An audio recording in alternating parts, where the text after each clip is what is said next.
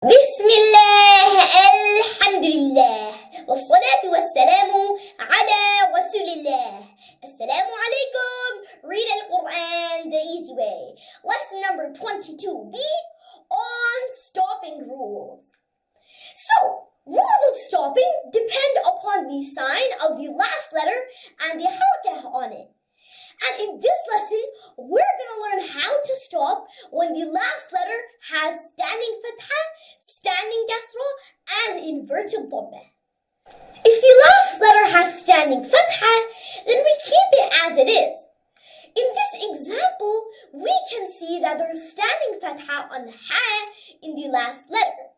So if we want to stop on this letter, it's just very easy. We just keep it as it is.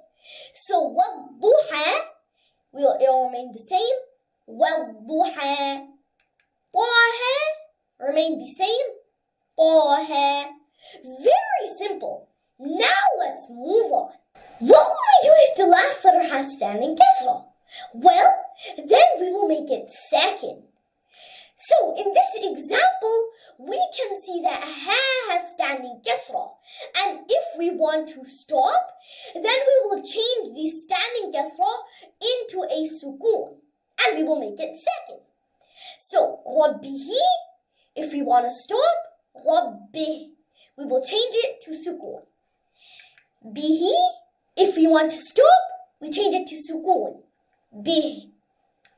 Now, if the last letter has inverted dhamma, then we also make it sakin, just like standing kasra. So, rabbuhu, if we want to stop, then we change it to sukoon. Rabbuh. Lahu, if you want to stop, then we change it to sukoon. Leh. Very easy. So, if the last letter has standing fatha, then we just keep it as it is. And if the last letter has standing kasra, then we change it to sukoon.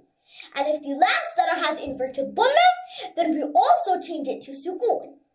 So, alhamdulillah, we have learned already 2 rules of stopping.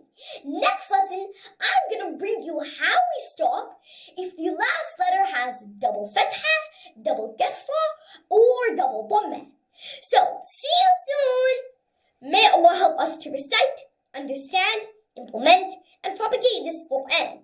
Wassalamu alaikum wa rahmatullahi wa barakatuhu.